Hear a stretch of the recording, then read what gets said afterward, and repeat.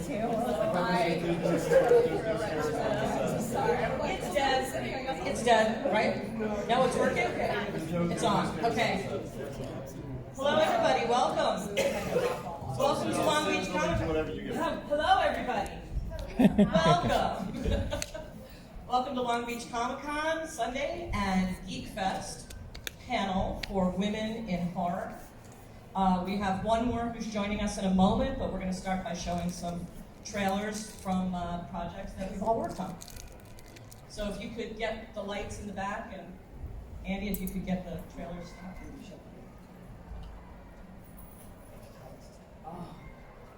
Yeah, don't make it harder. Hey, I thought you might like a pick me over. It's pick me up. Would you like me to? So how much staff are we talking about replacing? 90%. Staff meeting tomorrow, everyone. Oh no. Is it really happening? There's going to be some big changes around here, and it's thanks to you, Otto. Changes? No, she gets a big upgrade. I'm not training a machine to replace. Can't do it. Let's try that again. That's exactly. Are you Yeah, you need distressed? to rewind that. I don't know how to do that. Otto, are you okay? You okay? Won't start with anything. Hello. As you see, that was the beginning of the other clip. I can see Esther and I worked on this film together. She's very passionate about it. I am Otto, the automated worker robot of the future. This Christmas, allow me to give you the gift of time. With robots like me taking over your job, you will have time to sleep in, play video games, or write that book you always wanted. The benefits of automation are limitless.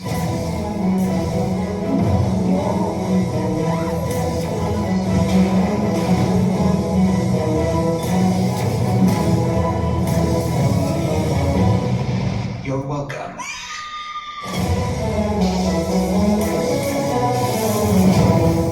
See Automation, now on VOD and Blu-ray. Come on, Santa, let's pass out some presents. I won't fit in your stocking, but the Blu-ray will.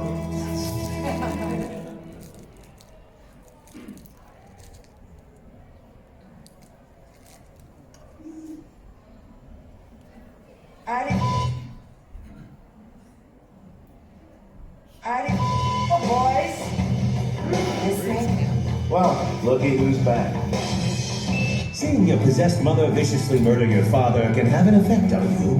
Kelly, once a mere value stock trainee, quickly became a hardcore deadite dispatching badass. As the fierce and foul-mouthed member of the Ghost Beaters, It's about to get Kelly joined Ash and Pablo to get revenge on the evil that slaughtered her parents. With nothing more to lose, she kicks ass harder than the guys and loves nothing more than making evil pay in the worst possible ways. Yeah, things get bloody when Kelly's around.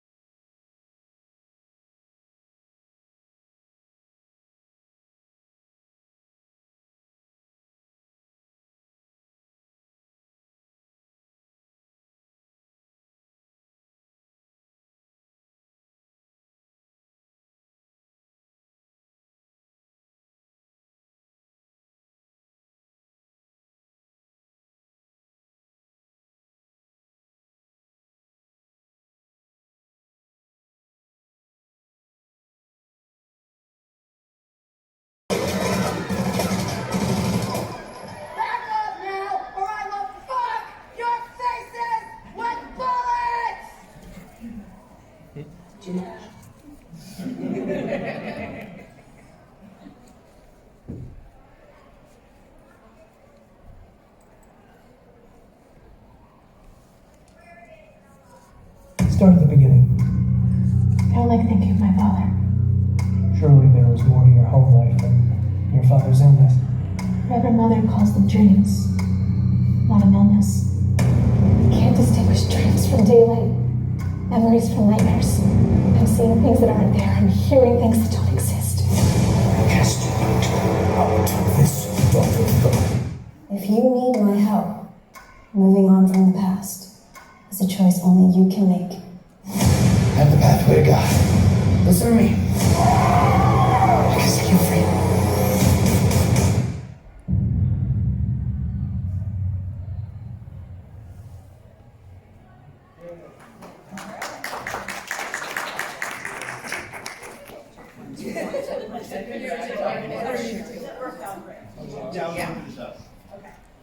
Just with us like this? Stand up. Okay. Sorry, guys. We're gonna do a quick picture and I'll introduce everybody. Talk a little.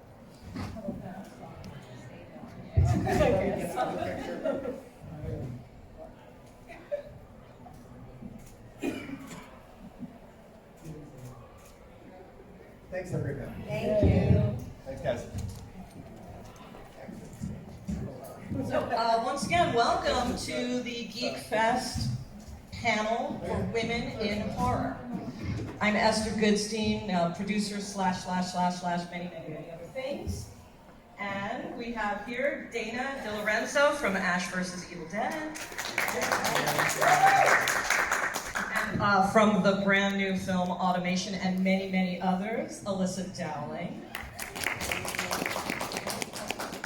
From the brand new release, Art of the Dead, and streaming on Netflix, The Black Room. Why would I mention that?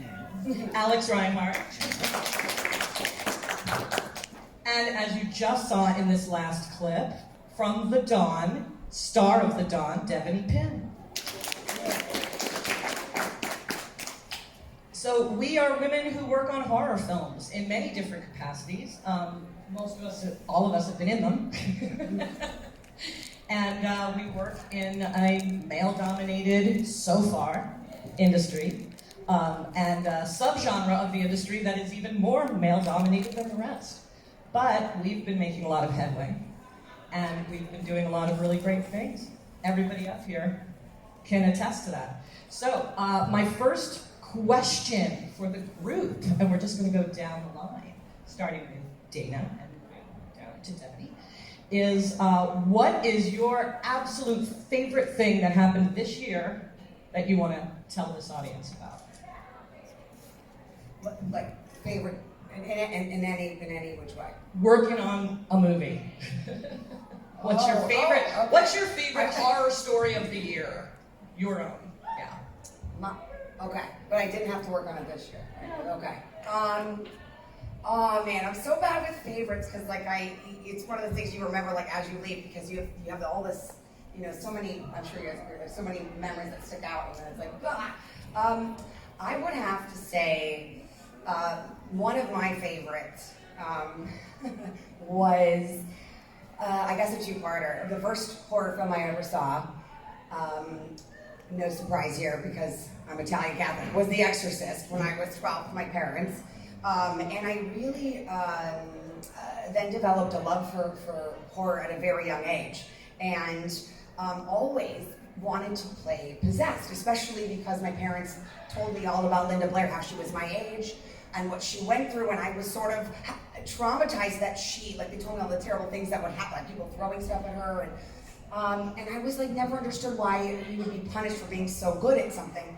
And so when I did the screen test for Ash vs. Evil Dead with Bruce Campbell and Sam Raimi was behind the camera, I didn't have the job yet. It was a screen test, and he said, so Dana, we're thinking of possibly having your character Kelly be possessed. Would you be? And I cut him before he even finished. I ran a marathon. I put my hands in the air and did like chariots of fire. And I didn't have the job yet. And I think you might have said you don't have it yet. I'm just curious if you're okay with what's it called? The prosthetics and all the head casts and it's on tape somewhere. Someone has it. And so then when I finally got to do that, it was definitely, like most things in life, the most challenging.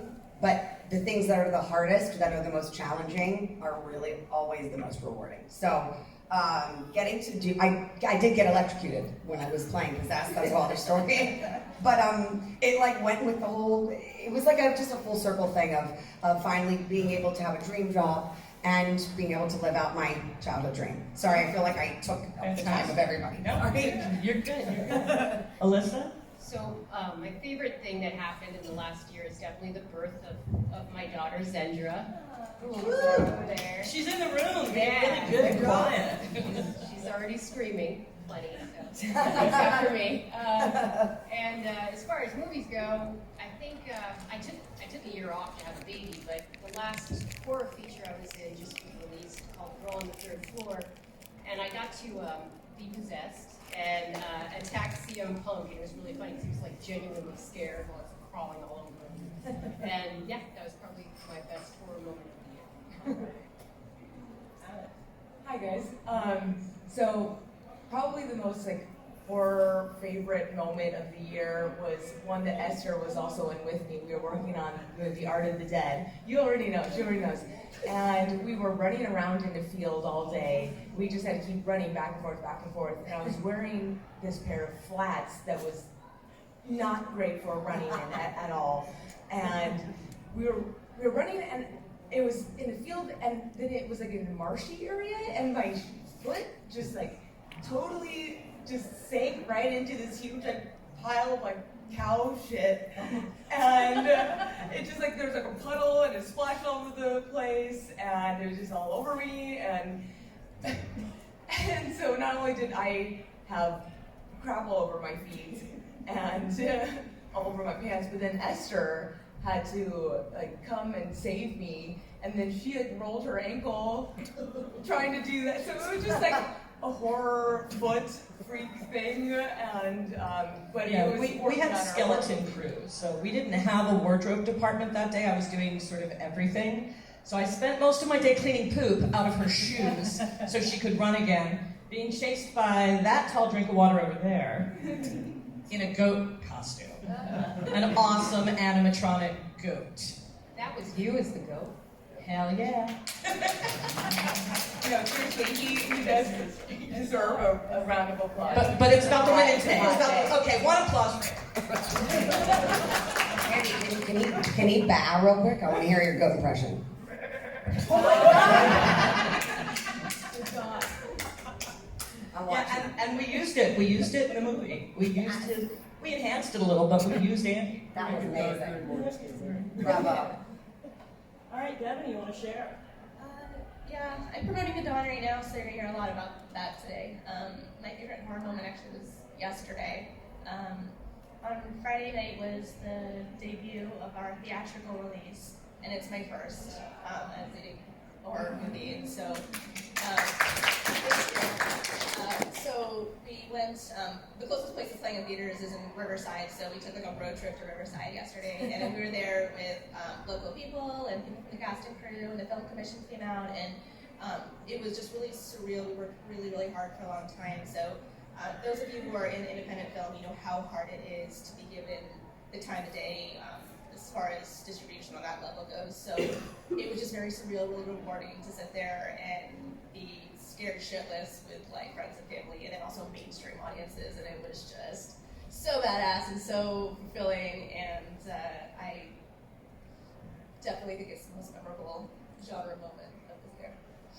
Anything challenging for you in that role? We're going to come back. Yes, to keep it in theme here, it's an exorcism movie, and so on the possession side of things, and the girls here will attest, when you take on something that is not human or is human that is combined with demonic or creature or anything that isn't just your day-to-day person, it's a very physical role.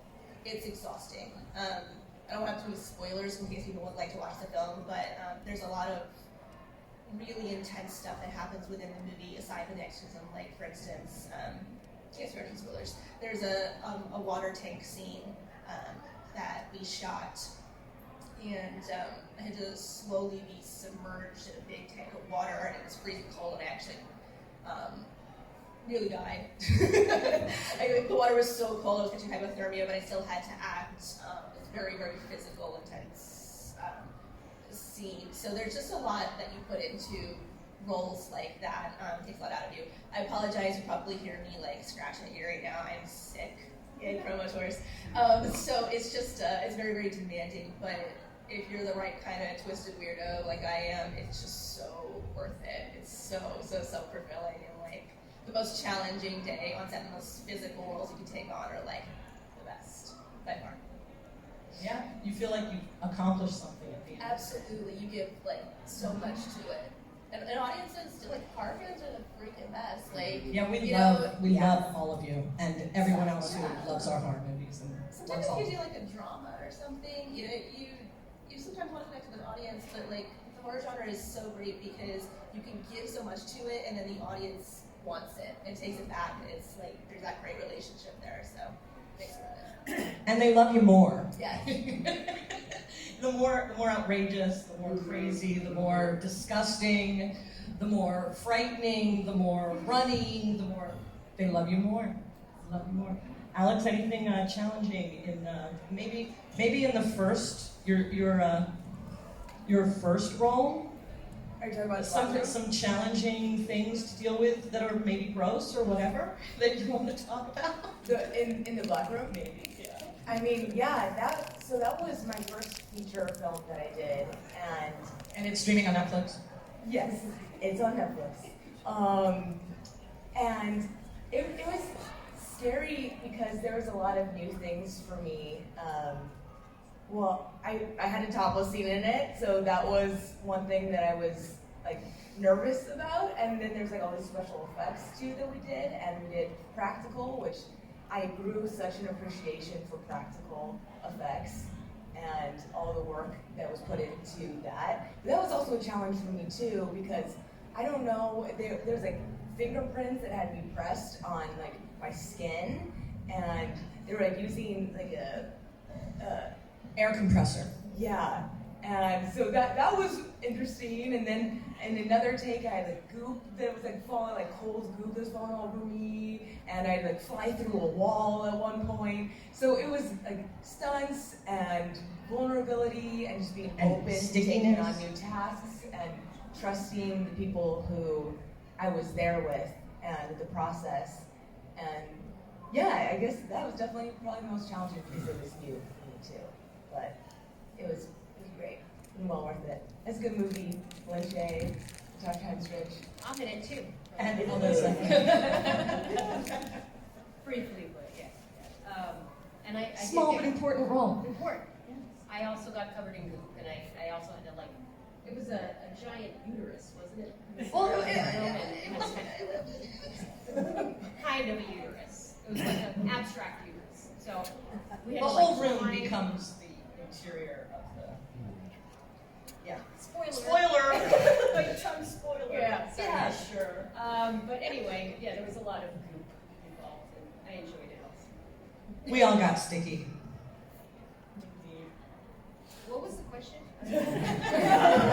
Any challenging? Oh, challenge. Yes. Okay, so for Girl on the Third, I was wearing, I'm used to prosthetics, but I was wearing a mask, and there was like a tiny little breathing hole in the corner of the mouthpiece. So in order for me to breathe, and it was like skin tight, in order for me to breathe, I had to kind of open my jaw and fight this like latex, sort of like, almost like scuba diving, you know, except I was wearing this practical effect the whole time. I couldn't see either because the eyes were all. So it was probably the most difficult effects I've ever had to do. Basically, I just had to trust the people around me, and they would, you know, lead me to where I needed to be and tell me what kind of movements. But you know, you can't see yourself, so you're just like guessing, basically. But it ended up pretty cool. Thank you. That was definitely the biggest challenge.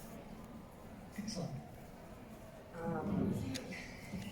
So, you guys mentioned too, and that just reminded me, it really does take a village. I think we all can attest. I just would like to give a shout out to the unsung real life heroes on all of our shows and films and any project. If you guys have never been to a set or been to a taping of a show, like my mom hadn't, and I just wanted to say that it's hard for me to talk about the challenges. I can tell you all, and I will, list them. But it's also, I don't like to complain because, you know, it's a job for everybody, and it does take a lot of people, and we tend to get all the credit. We do also tend to get all the critics as well, you know. but it really does take a village. And when you watch, if you ever get a chance to go see something, especially because you're right outside LA, I highly recommend it because my mom had the funniest thing when I brought her to a set of Ash vs. Evil Dead. She's like, how many times do you guys have to do the same scene? You just did it. Why are they putting, I don't understand why they're painting the inside of an elevator if you're never gonna see it. Why, she was like the amount of work that goes into those people that put in all of their time and effort, and their parents too. And anyway, I just wanna say that. That being said, I think we all can agree on, we've all been covered in blood up here, yes? Okay, I don't know how, I'm pretty sure that blood's all the same. Fake blood? Okay, well, no, I mean, meaning like as of now that we're using. Oh, I know all about the, there's a blood cart. Oh, but, okay, well then let me ask this, because we shot in New Zealand. There's a blood cart, because you're right, there's all different kinds of blood and viscosity and what kind is the lighting. But one of the biggest challenges, it's not the blood going on that's the problem. I mean, well, because no one talks about, everyone's like, yes, it's sticky. No, but can we talk? We all have long hair. Yeah. No. Like, no, and there. Okay, sorry. We're like, the blood turns into like a wax in 5 minutes.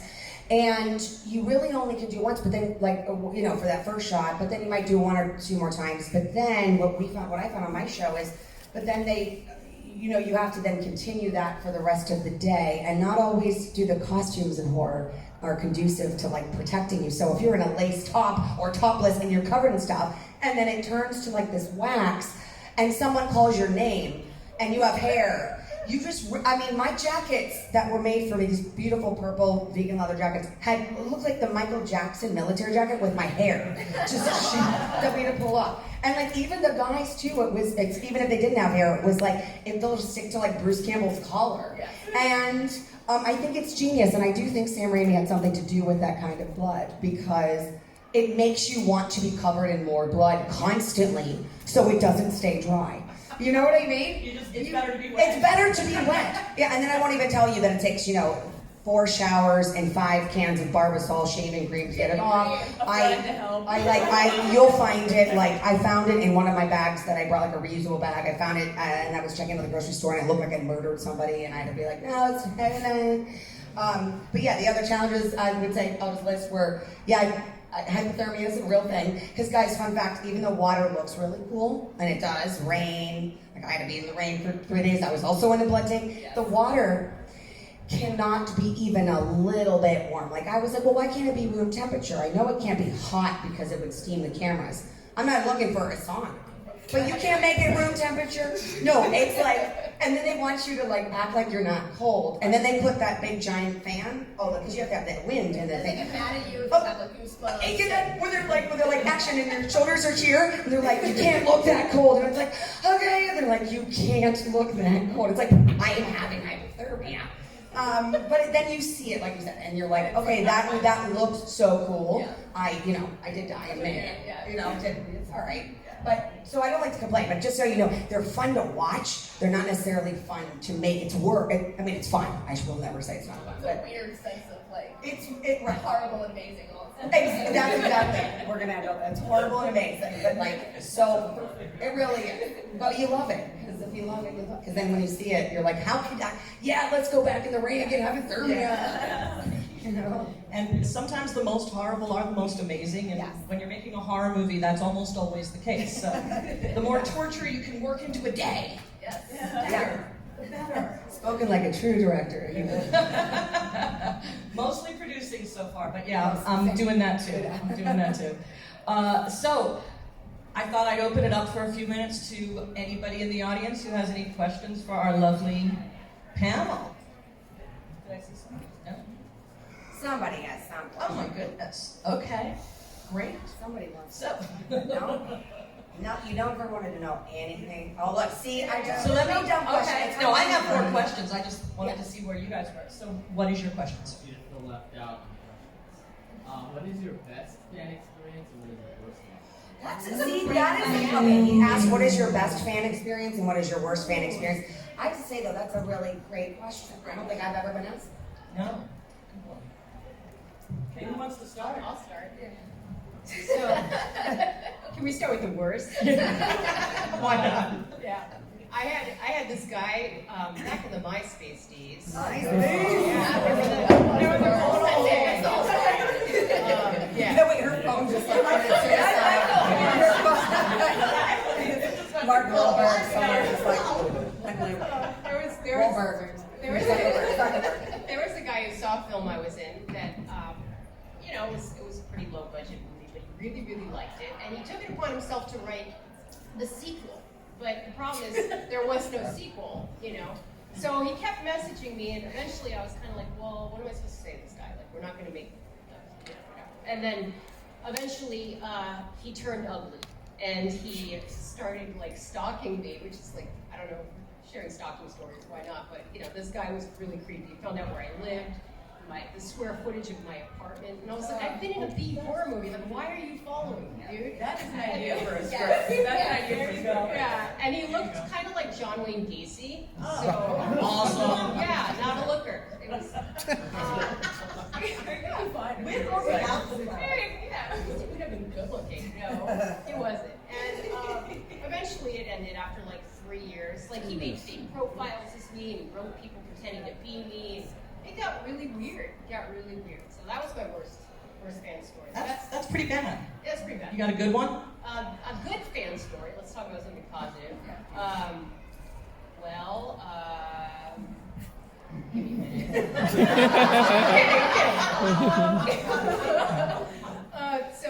The best fan story ever was when I was in Walmart, and somebody recognized me in Walmart, and I was like, I don't know if I should cry or celebrate.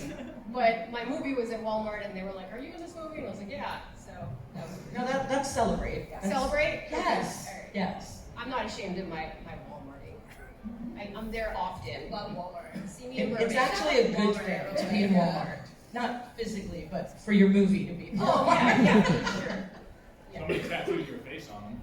Oh, that guy. That was a weird. Oh, that's a good thing. Yeah, my husband did. So there was a guy who committed suicide, sadly. Okay,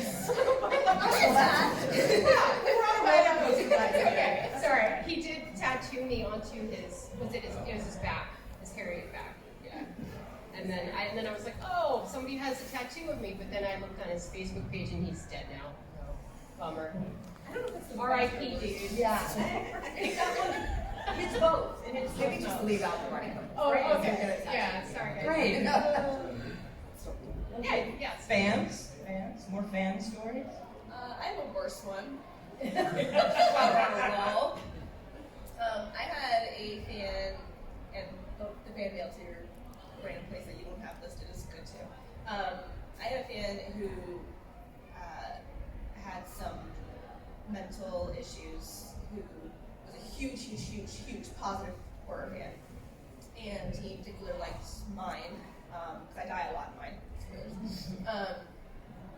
And it turns out that his family ended up contacting me and warning me, because he came to all my stuff, for all my movies, and told me that I needed to be extra careful because he loved all the slashers, all our famous bad guys, and said that he had a hard time not understanding movies from reality. And he would follow me and come see me in things and follow my stuff because he liked when I would die in a movie or when the killer would kill me in a movie, and he didn't understand why he couldn't do that too.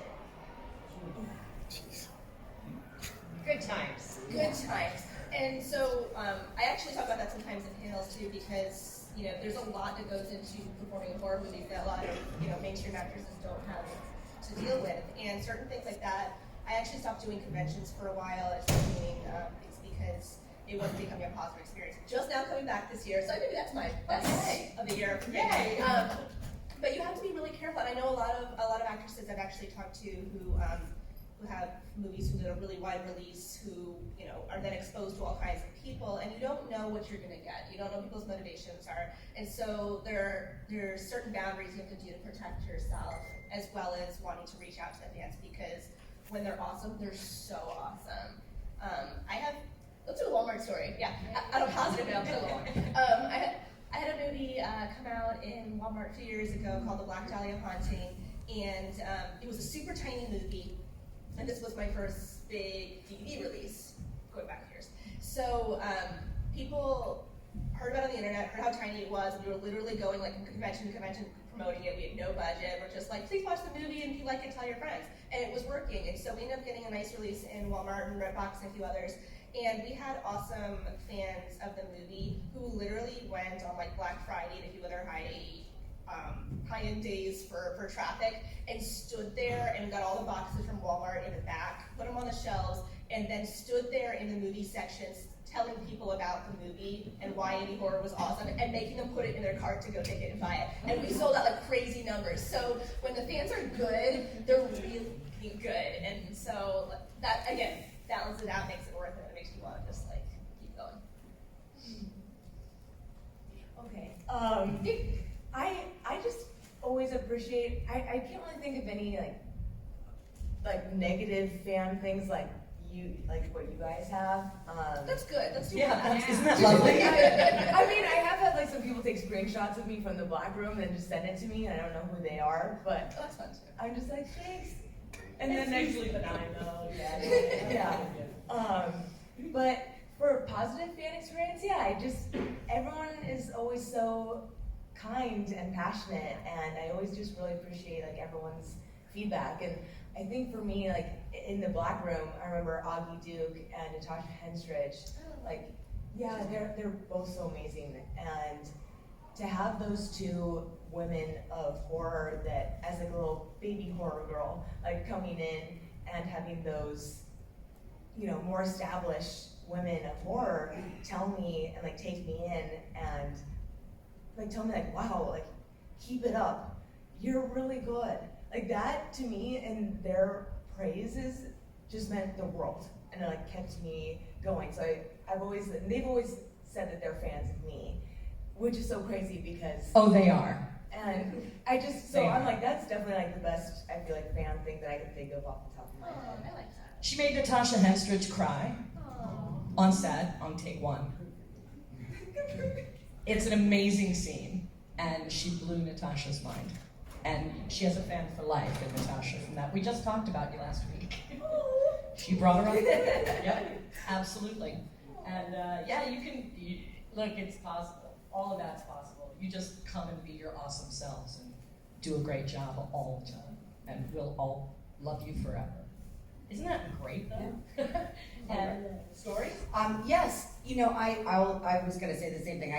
I don't really have, I don't want to call out people that for bad fans, because I'm just a girl from Youngstown, Ohio, who's really busted my ass and been through the ringer to like do this. So it's like, look, I feel like I don't want to give fans a bad rep. By the way, that's not like that. Like, but this is a very real thing. I just don't even want to like encourage anybody else to.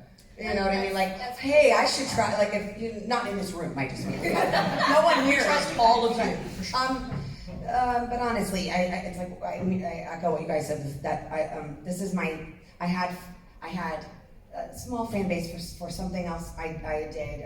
It was Craig Ferguson, the Late Late Show, but horror fans, I have to say, that's why like I love coming to these, because it's like my therapy in addition to my therapy.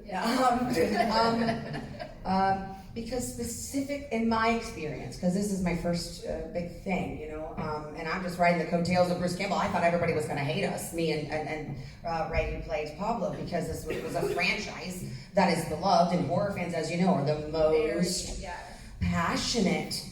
So if you love something, you love it. If you hate something, it's dead in the water, no pun intended. And so I'm just so grateful that I get to experience fans like you guys and anybody that wants to come say hi to me. I'm like, I'm the one scaring people away. Like, I'm the one where they're like, I have to go now. I'm like, no, but don't you want to go?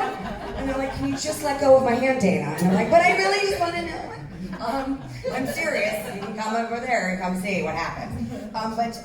So yeah, there's good people and bad people, and you know, will say this. There's no children that can, besides your baby, right? She can't understand. She doesn't understand. Okay. Oh. Which one? It's just an anatomy. Okay. It's not a joke. Okay, how about I was just gonna say, I'll say, guys, we can just stop with the penis pics. No one ever wants those. There is not one woman ever. Never. There is not one, there's not ever one woman who is like, yes! And She says that she's lying. No, yeah, Probably showing her friends. yeah, no, but my friends who do like who are married with their boyfriends, like just no one wants it, so just stop. Gotta send one Yes. back. No, Never. Just never. Here's my Make it a rule. Never. Oh, sorry.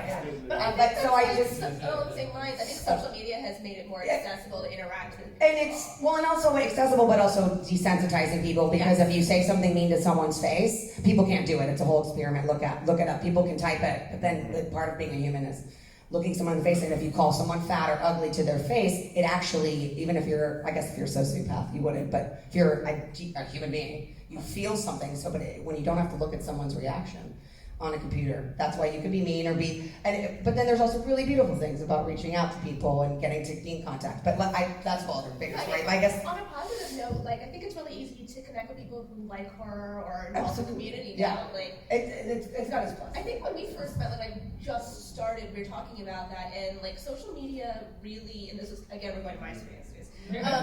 It really allowed me to get on the scene and work immediately and fast and consistently because I was able to connect with filmmakers and other people working in the genre. I was able to connect with fans and do stuff. And so there's been some really great uses for it. I think all of us are able to interact with the people we work with and the fans of the movies better than if it wasn't there. But I think, don't you agree? But getting to be with people, there's way nothing better. like that. And It's that will. I'll just segue into. Because that really, it's good. It's like the internet's a segue to open up that opportunity, and then to be able to do that. But like to meet people in person and like you're like, oh my God, someone watched the thing I did. Like how many times have you all the free things I used to do on Craigslist of like college films and and you do all the work and time and you like call off work and lose the money, but then you're finally just doing something that like if one person sees. So like I can't even imagine how amazing it is when it's like you're in Walmart, people are getting sales. It's like that fulfillment of like yes, people actually like it though. Yes. And so I will take that to when I was very quickly when I just because this is I feel like why I became an actor even before I knew what it was. When I was 2, I was like, I watched Sesame Street. And I was like, I want to do that because I don't like even saying an actor. I like to entertain. Yes. I just want people to. I want to give people an escape, whether that makes them laugh or cry, because I need that. I love that. So I just prefer to be called an entertainer. But and I'm so lucky to at least be up here with you ladies to do it. So, but this moment particularly. When I was we filmed in New Zealand, like I said, and one of the conventions I got to do was with Lucy Lawless, played Xena. No, I can't do the battle cry. I wish I could, but somebody was well. Oh, come on, Andy, where's it? Just take the goat and make it a little bit higher. Come on. And I cannot say enough about her. That'll be another 20 minutes because she is magnificent in every way and brilliant and beautiful and doesn't have a pore on her face and she's incredible. Anyway. She's impossible. And it was one of I think like my second or third convention, and so I didn't really have this experience with just getting to meet fans. So I was really hyper meeting fans. And there was it was 2 days, and there was this woman and her husband and her son. And I want you to just picture the couple. They were like gray hair, very old, but but lively. Does that make sense? Like 70, 75. And they were pushing their grown adult son, who was very big, maybe 6'5", who had cerebral palsy, I believe. So he couldn't really talk or move or anything. And they came to my table and she's like, you don't have to talk to him. He just wanted to say hi. And I was like, fuck that, I'm gonna be talking. So I I got up from the table, went, because I wanted to talk to him. She's like, he can't talk. I was like, I can see him. And so I was just telling him calling the ghost meter, going on the things. And we had a great conversation right here. I didn't need words and I could feel it. And he was moving his show and she, her parents, because they were very, almost, it seemed like they were annoyed and angry, but it wasn't. They're just exhausted. I don't know, you guys are parents, and my mother would always cry when she would see someone with special needs because she's like, in that sense, they don't get enough credit. Being a parent's hard enough. If you have special needs, this is their whole life. And so here they are going to this convention. And so that was a moment, and great, we moved on. Then he came the next day. He did every photo up with me, to the point where I was like, I don't know who's making all this money, but I'm not charging you. Just take it. At this point now, it's out of control. I don't deserve a thing like this. and sat in the front row. It was a Q&A of just me. Oh dear God, brace everybody. And everybody was like, and I front row, and then I went down and sat with them and like just talked to them again before they had to leave after the weekend was through. And the mom said to me, she said, she just said, thank you for making my son so happy. This was the best weekend for me because it was a relief for my husband and I to see our son so happy. So I think that's really why we all do it, you know? I know we're not supposed to have goosebumps being woman at 4, but and that being said, if anyone could donate to Australia, that would be We're supposed to feel everything. Yeah. No, goosebumps are good. Goosebumps are good. Goosebumps are good. But yes, the people of Australia, by the way, if anyone has $5 to donate to them, it's really, I can speak, I've been there. I don't want to, this is not like, you know, I don't have money, I get it, but like you try, just $5 if you can to the wildlife and all, because I will tell you, A billion Australians, animals. a billion animals, but like the Australians are honestly like, they're taking over the world, let's just be honest. Look at how Hollywood, they're like, wait, that person is Australian, they get a better American accent than I get. But they're really salt of the earth people and a beautiful place. So, anyway, but that's not why I said that's real. And climate change is real. Anyway, yeah. Yeah. Oh, Yes, yeah. automation. Esther and I just finished a movie called Automation, and yeah, I don't know if you guys saw it. It's super fun. It's a killer robot movie. It's about a company, you know, because this is actually happening. They're replacing a lot of jobs with robots and stuff, and you know, technology, and so that's exactly what happens. And I'm the only one left, and I sort of form a bond with this robot.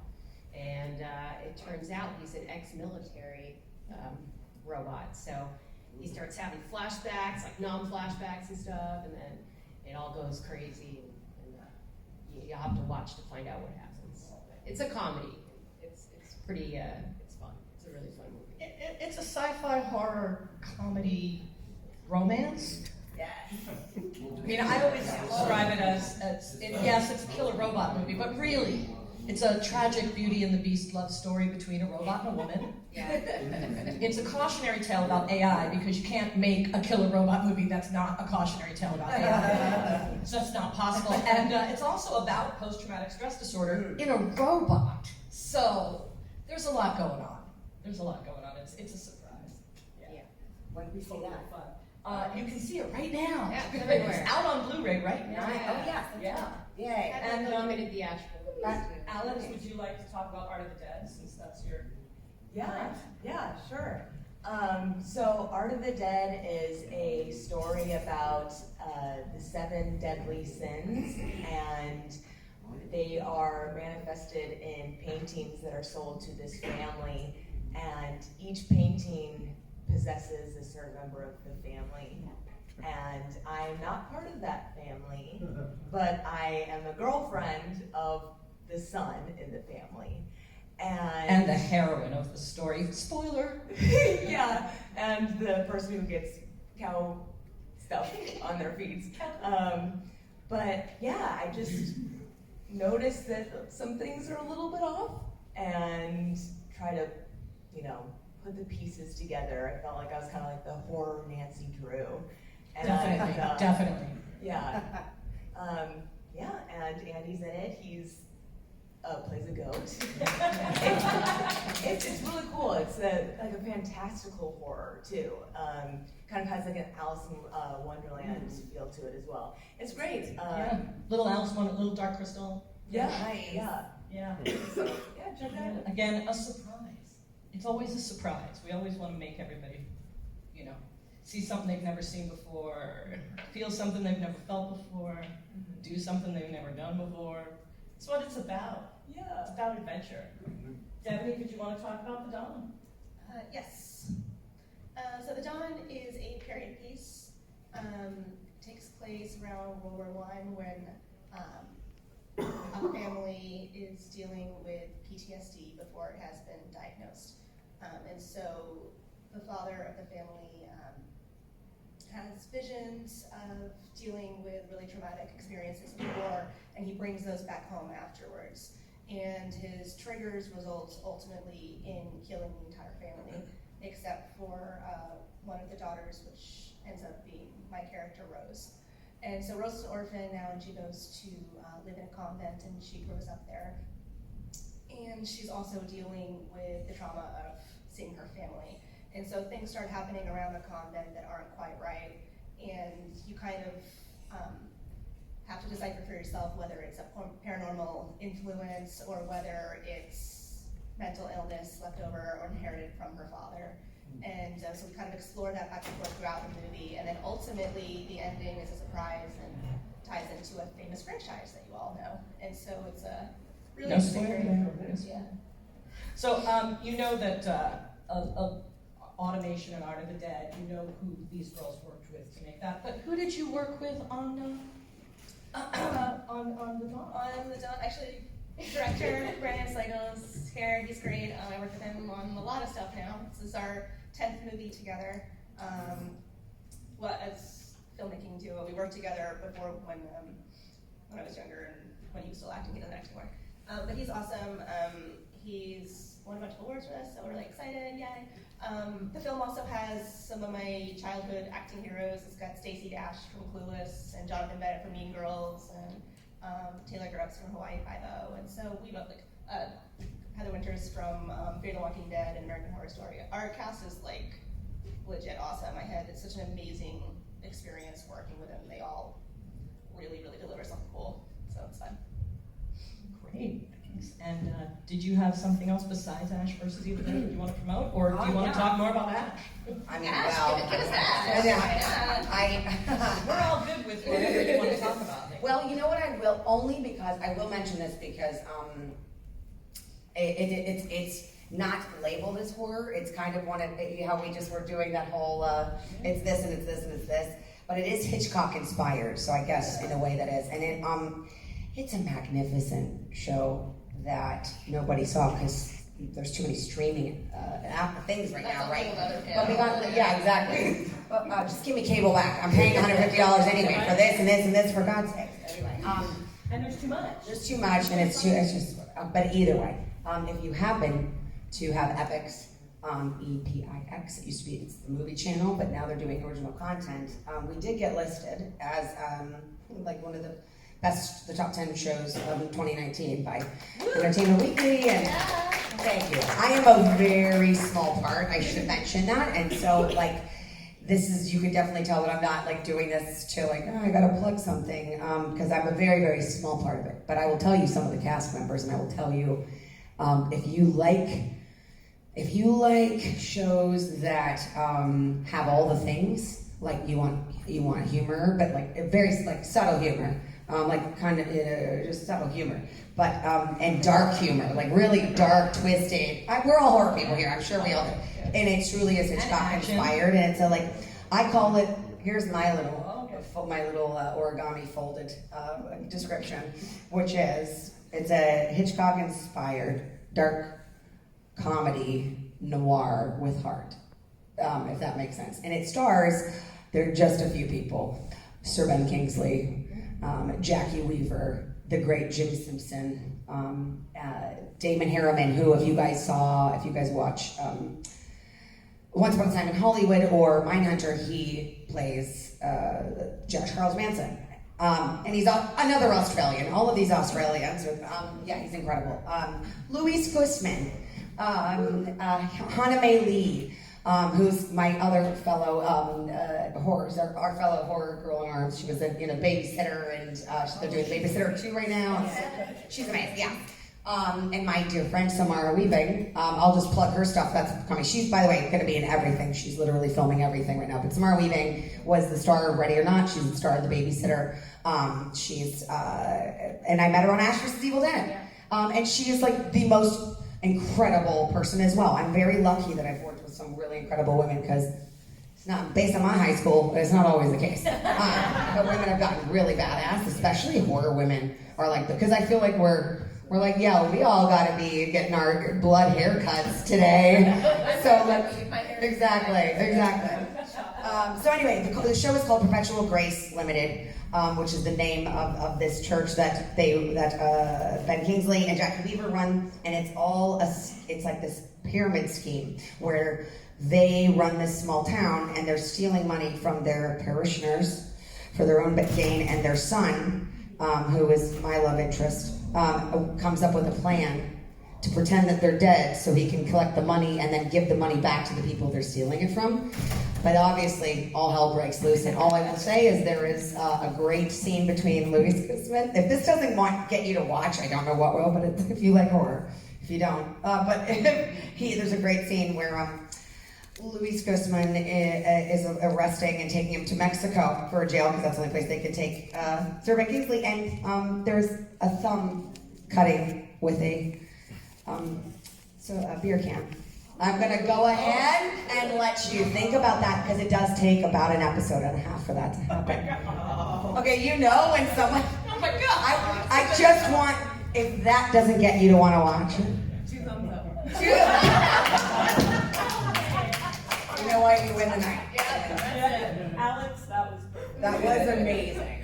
So we just have a couple of minutes left. Does anybody have a question? They want, oh, yes, sir. Hi, hun. What type of on-screen characters would you like to see women play more of? That's a great question. Really good question. I'll just start. Can I just say, I just want to get to a point, which I think shouldn't be hard, because some of my best, like Kelly Maxwell, was written by men and by a man that was like specifically Craig DiGregorio and also Cam Welsh, who were very collaborative with me. I got to write some of my own lines. Like I wrote the "F your face with bullets" line. Like they, but by the way, that's what Sam Raimi said, and I feel like I understand we're swinging the pendulum, but I don't want it to be this gender war or like, because what I think you guys is like, how about we just write good characters that just then happen to be a woman, that happen to be people of color, that happen to be, because we've learned Tomb Raider is just as entertaining and gross as I don't know numbers. I'm just saying, like, I don't know a lot of people that are like, oh, I hated Angelina Jolie in Tomb Raider.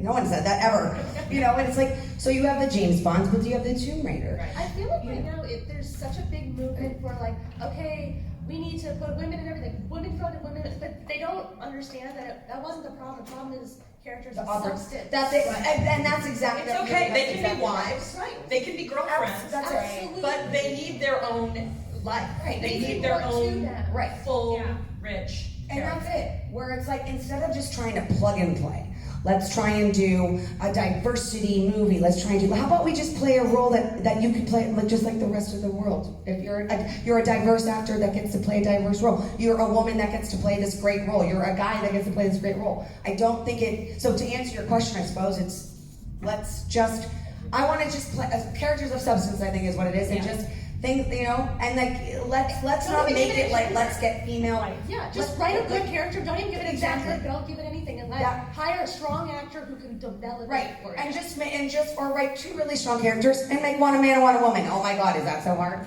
I mean, maybe. Or just have great collaborations, like the great Penny Marshall directed. I mean, my God, does anyone in this room hate League of Their Own? How can you? And by the way, like, I'm sorry, I feel like I'm begging. When I get, this is how I talk. When I get excited, Italian. I was gonna say you're Guido, are you? Of course, I'm like that. But like, I watched Tom Hanks' speech from the Golden Globes, because he's, it's Tom friggin' Hanks, he's in everything, and like seminal films, and the great Penny Marshall. So there's a female director who's directing a male, brilliant actor, and it's a true story about the women in baseball. Now you tell me, I don't care. There is no neutrality. I mean, there is no gender in that film. I feel like you're a guy or a girl. You love that film, because guess what? Just make good films, people. That's You said there's no crying in baseball, not no crying because you're a girl. Right. And that's it. But I think that we do need to have in mind to like let women just be part of the good characters. Look at these. By the way, we could just write. If I could just like take the transcripts of who you all are That's a great character, because you guys, you are so strong as you are. Yes, that's it. You know? Don't even make it any more complicated than that. I think even throughout history, before there was like a big movement right now, some of these really beloved stories were not, gender dependent. I mean, well, Alien was written to be led by a man, and last moment they decided, what if we change this up? And it made a really great story, an epic story that stands the test of time. And that has happened throughout. Some of the best stories about men have been written or produced by women and just not talked about, because that shouldn't be the focus. That's the other thing is I love that we're doing a big diverse push behind the camera as well, but just give an opportunity to a strong storyteller. That's it. Don't hire them because they're a woman. Don't hire them because they're not a woman. Don't not hire men because they're a man right now. Just hire and be open to the best person for the job, whether it's in front of the camera or behind. And we're all gonna have awesome stories that we wanna have. I'm just like, give me a character arc. Give me a character arc. Give me some layers. Yes. Please. Something to do. Something to do. And keep it as real as possible. I just want to be myself. Find a way to channel the character within myself, so it's not like that big of a stretch. So it's not an acting anymore. I'm just me. And then it looks great. It's when I have to reach too far and of course there's always make believe. We have you had to completely transform for that role. You're not a nun. I'm not a nun. She's not a Spoiler. nun. What? Are you sure it's not possessed? My first thought Possessed. is you're a nun. But if we can make it real within ourselves, it comes out so much better. Sometimes it's such a stretch because the writing isn't there, and 90% of it is a good script. If you just write us a good script, we'll sell it. But good question. I have something to add there too, even though I've mostly deferred. But I'm working on a thriller right now. Shocking. But it does have the most horrific opening I've ever read. And it's not a horror movie, so that's going to be awesome. But because I'm producing and I'm part of the creative team, I always get involved with casting. And I ran the casting for the first, preliminaries and all that stuff.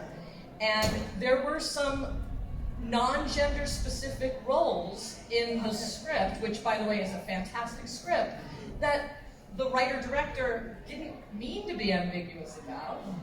But I only called in women for those roles, and they're all going to be played by women. So, yeehaw, okay? Cop. It just said cop number 1, they're going to have names too. But cop number 1 and cop number 2, both women. The shop owner, woman, anything that didn't specifically say male, I called in women. So we've got a really, really amazing cast for this new thriller coming up, which will be called The Devil's Fortune. Check it out in 2021. So, I want to thank everyone for coming.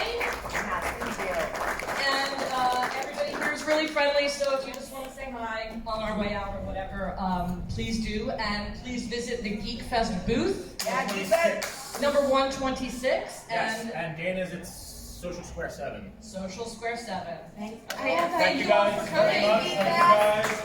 I just wanted to say really quickly, I have for the first 20 people, I have a free screen grab for of the movie, The Dawn, that I'll sign for you, the first 20 people, and then downstairs in the booth. Yes. Get out of my All right, so those of you here for the 12:30 horror screening, stand by. We'll start that off in just a minute.